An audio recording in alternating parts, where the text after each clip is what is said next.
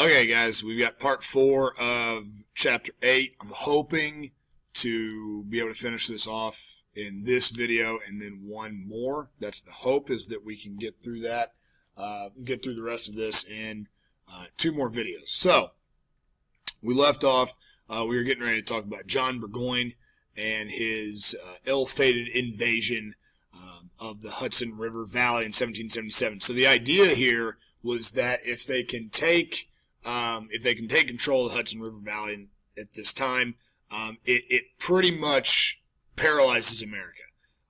The colonists at that point are cut in half. They are not going to be able to link their two forces together, and at that point, it'll be pretty easy to cut them off. Now, the way that they went about doing this is that Burgoyne would come down from Lake Champlain, from Canada. General Howe would advance up the Hudson to meet Burgoyne at Albany, and then Colonel Barry St. Leger would come from the west, and they would all sort of come together at Fort Ticonderoga. And it's there at Fort Ticonderoga that would be sort of the final tipping point, that if they can capture that fort, they have been successful. Now, the problem is that they do not consider Benedict Arnold. He has a small fleet along the St. Lawrence River, the Lake Champlain area, and he is able to fend them off just long enough to save Fort Ticonderoga. It's another one of those deals where it's a matter of time before they have to stop, and Arnold is able to hold them off just long enough to keep them from recapturing that fort.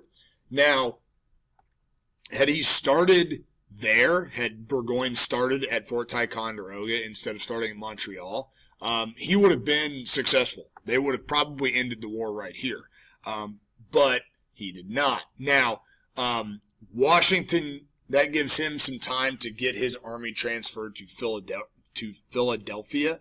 He's beaten there in 2 different battles, and then retires to Valley Forge. But Burgoyne is trapped at Saratoga. And there at Saratoga, he surrenders to General Horatio Gates in October of 1777. Now, the reason that he becomes isolated is General Howe had gone to defeat, he had gone to try to defeat Washington. He does, however, he can't capture him, and by leaving Burgoyne, he leaves him pretty much isolated at that point, and so we're able to take advantage of that at Saratoga. Now, Saratoga cannot be understated in terms of its importance. It's a decisive battle, not only in the history of our nation, but in the history of the world, because at this point in the war, one of the reasons, not only in terms of strategically, in terms of cutting parts of the Continental Army off from others, the colonial cause, the cause of liberty, was pretty much dead on arrival at this point. A lot of steam had been lost in the early fighting, and it sort of revived things. It sort of brought people back around thinking that maybe we actually can win this war. The bigger thing, though, is that France now becomes a player, because France now feels like there is a chance that the colonists might actually be able to pull this off. France during this whole conflict is very much on the side of, we're not going to do anything to we're not going to try to get involved in any conflict that we know we can't win. They're trying to play the role of the smart and savvy gambler, and we're going to get into our dealings with France right now. So the biggest thing with France is, like I said, they would love to get back. They would love to get some more shots in at the British. They are longtime rivals. They are still angry and bitter about their loss in the 7 Years' War. But the problem is that they do not want to get involved unless they know that they can win. Alongside that, the Americans need the French in order to actually defeat the British. And that is why that aforementioned Battle of Saratoga is so important, is because it shows the French that the Americans actually have a chance, and France now has a little bit of hope that they can actually get back some of what they had lost. Now, the Americans obviously have some different ideas about how they're going to deal with other countries. They want to end the system of colonialism and mercantilism that had kind of kept them down for so long. They want to get rid of that. They support free trade. Obviously, that goes back to that mercantilism. The colonists hate the fact that they've been forced to trade with the British for so long. They also want, instead of just raw power, whoever the biggest, baddest, strongest kid on the block, instead of them ruling, they want sort of rule of law. They want fairness to arbitrate disputes between nations. What is fair and what is not fair? Not who's the biggest, baddest kid on the block. This had quite a bit of appeal to the French. And so in the summer of 1776, the Continental Congress comes up with this thing that they call the Model Treaty. There are commissioners sent to France. We're going to get to that in a second. But John Adams, who is one of the main authors of this treaty, has some basic principles, and there are three of them listed there. There's no political connection.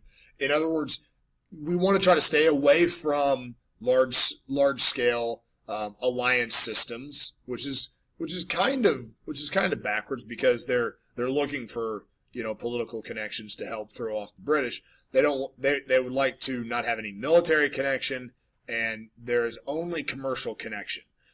So this may seem a little backwards because we're asking for political and we're asking for political help. However, what this is more foreign policy, but also economic policy. They don't want any political connections with regard to economic policy. They don't want any military connection with regard to economic policy. They only want it to be based on commerce. They want it to be based on trade. They want it to be based on the market. Britain had used political connections in dealing with their economy. They had used the military in dealing with their economy. They hadn't let the market just sort of take over. And that's what John Adams and everybody else who drafted the Model Treaty wants. It's a very, very idealistic system that they present.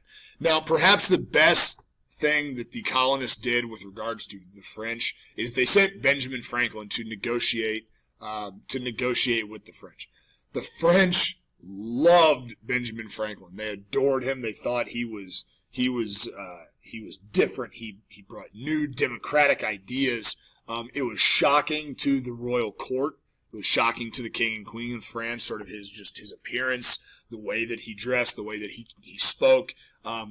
It was really a stroke of genius to send good old Ben Franklin. And he's able to get a lot of this done. Britain at this point is going to begin thinking about offering a little bit more latitude. We'll end this conflict. We'll allow you to rule yourself a little bit more. We'll give you a little bit more autonomy. But at this point, the colonists are way too far in to start negotiating for anything but full-fledged independence and freedom. And that's where we're at here, is basically that's everything that we had asked for except for independence. And at this point, independence is the only thing that we'll do. In February of 1778, France offers a formal treaty of alliance. And now we, as a young sort of republic, not completely yet, but we are now sort of in our first military alliance. We're going to regret it. We're going to come to regret it. But we are in now a military alignment with France. And France basically at this point recognizes that the colonies are now independent. America is now free. And that becomes their singular goal, at least in the short term. But again, this will come back to bite them. The colonial war becomes sort of a wider war. In 1778, because of France aligning themselves with the colonists, England and France actually come to blows over in the European theater. Conflagration. A conflagration is just a conflict, a war. So when we're talking about widening into a global conflagration, there's just a lot of stuff that's going to start going on, and we're not going to pay attention to a lot of it in detail. Needless to say, Spain and Holland enter the war in 1779. We don't think of Holland as being a world power anymore. They used to be. The weaker sort of neutrals of Europe, maritime neutrals, Portugal, as well as like Greece, they begin to demand their rights. Russia and Catherine the Great get involved, and they're all sort of lining up against the British. Now, they don't all do this in the specific name of American independence. That's not what they're after necessarily. They just see a shot to get back at the British a little bit, and they're going to take it. So there's fighting not only in Europe, there's fighting not only in North America, but also in South America, the Caribbean, Asia. The biggest thing that the Americans do in terms of this wider conflict is they get credit for sort of keeping the war moving, okay, until they can get to this point. Because once we get to that point in late 1778, 1779, we start getting other powers involved. This is going to end now sooner rather than later. It's going to end later rather than sooner, which is actually a good thing for the Americans. The longer this war goes on for the British, and the more people start piling on top of the British, the better it is for the Americans. Had the British been able to end it quickly, then none of this would have happened, at least during this time. Independence is not going to be complete until, like I said, you get these powers just sort of piling on top of the British. And France is going to be sort of the money man behind this, because during about a 5-year period, they're just going to continue to provide us with guns, money, equipment, and even men. So France's entrance, to sort of sum things up, Britain now has to completely change their strategy. Britain is now completely on their heels. They are sort of at a loss for what's happened. They don't know exactly how to move forward from here. Their initial thought was that they were going to blockade the coast of the colonies and then command the seas. The problem, though, is now they have to detach some of their forces to deal with some of these other things that they're having to deal with back in Europe. But also France now sends their one of their more powerful fleets to America, and they now have to contend with the French with a depleted force to a certain degree. Because of this, the British decide we're going to evacuate Philadelphia, and we're going to concentrate all of our strength in New York City. And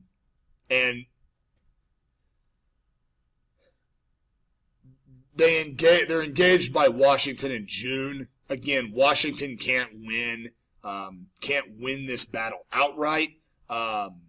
But because of the indecision of the battle, Washington's able to remain sort of in the New York area. So I think I'm going to stop here because we are getting near the end of this. And rather than try to cram another section in to this one, we're just going to call it quits at the 13.5-minute mark or so. So, this is going to be uploaded today on Wednesday the 12th. I will have part 4 uploaded by Thursday the 13th. Your packets will be due the Monday after spring break. And I'll remind you of this at the end of the last video. I will remind you in class for the next couple days. The Monday after spring break is when the Chapter 8 packets are going to be due. It's also at that point that I want to wait until then to kind of take stock of how we move forward from here. I kind of like the idea of doing these video lectures. I think it allows you to sort of go through the material at your own pace. It also allows us to spend more time in class talking about different things, like going over more imagery, going over more primary documents. I think there's a lot of advantages to it, but at the same time, if it's not going to be something that's going to be beneficial to you, then I'm probably not going to mess with it. So, see you in class today.